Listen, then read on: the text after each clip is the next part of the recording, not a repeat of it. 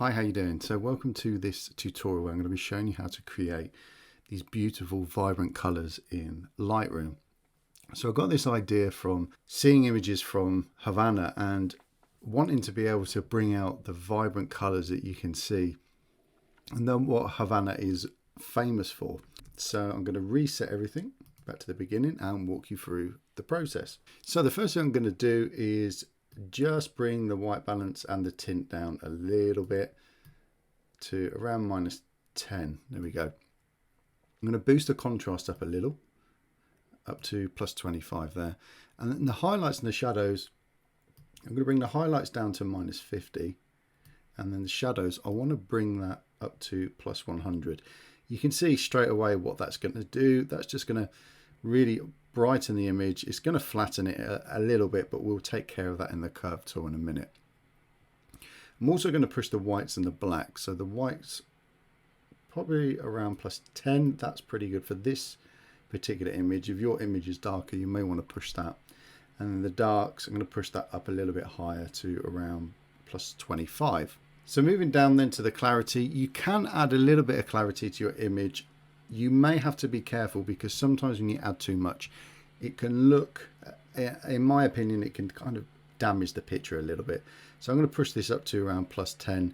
If I keep going, you'll see what I mean. It just starts almost destroying the image. So just be very, very careful with how much you put in. So I think +10 on this is more than enough. And jump into the vibrance. I'm going to push that up for obvious reasons. I'm going to go up to around +30, just so we can really start to get them colors punching through and make them stand out. And because we've done that, I'm just going to bring the saturation down to -10, just to take the sting out so the colors don't look too false then. Okay, so jump into the curve tool. Now this is where most of the contrast and a lot of the magic's going to happen.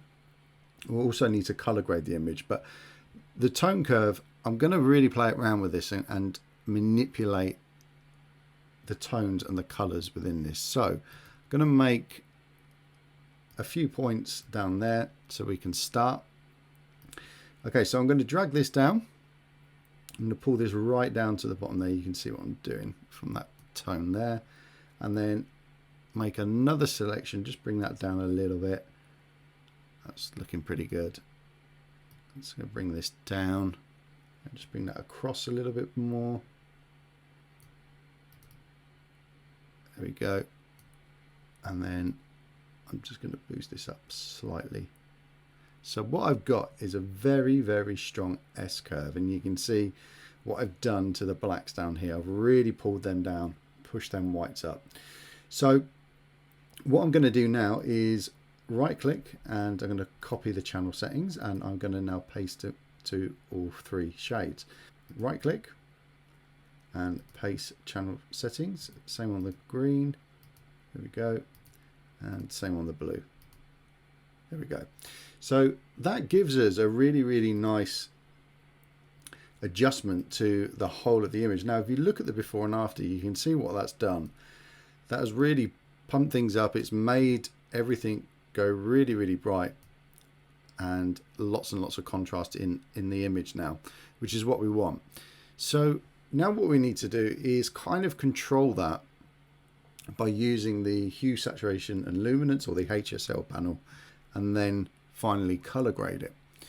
So most of the hues and saturations, we're going to be pulling them down. We're not going to be pumping them back up for obvious reasons, because we want these to be a little bit more flatter, should I say. So let's bring the reds down to -3. Orange, I might just bring that up, pull that up to around +3, +4, just because of the amount of orange in there. I do like that orange. It's quite nice, isn't it? So let's bring the yellow down so that is a little bit more orange, so -20. And then the green down to -26, making that a little bit more yellow. Then the aqua, I'm going to bring that up so it is a little bit more blue to around +18. The blue, I'm going to bring that down so it's more aqua to -20. And then it's going to increase the purple into the magenta range to +4. Maybe the magenta up a little bit to +4 as well. So we're just making that a little bit more red. So let's now look at the saturation of these colors. So red -10 is where I ended up. Orange is around the same, -14, that's good. Just a little bit out of the yellow. Green, I'm going to bring that down to -8, -10. Same with the aqua. So I'm just knocking these down ever so slightly. Blue -2, purple -2, magenta -2. So we're just taking the sting out a little bit. And then let's now adjust the luminance or the brightness of these. So this is where it's going to really come alive and help us get a realistic look. So -12. Let's bring the orange down to -20.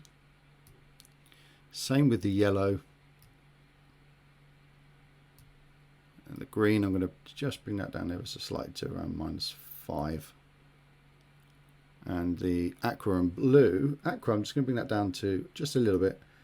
Blue, I'm just going to push that up because I want that sky to pop a little bit. So +5, +6. Purple, push that up, +16, 15. Yeah, that's good. And same with the magenta, I'm going to push that up to around +22. So if we look at that, let's have a look at the before and after. You can see we've actually subtly just toned all them colors down, but we still kept that vibrance. Okay, so if we look at the before and afters of what we've done at the beginning there, so we've got the adjustments here, and we've got the tone curve adjustments, and then we've got the HSL adjustments, and now we need to just look at the color grading. And the idea with this is just to pump some color in just the shadows and just the highlights. What I'm going to do is use the same color. The reason why is because I want to create that summer look and that Havana style look. So let's go to around 57, saturation of 10, that's good. And let's just do the same in the highlights.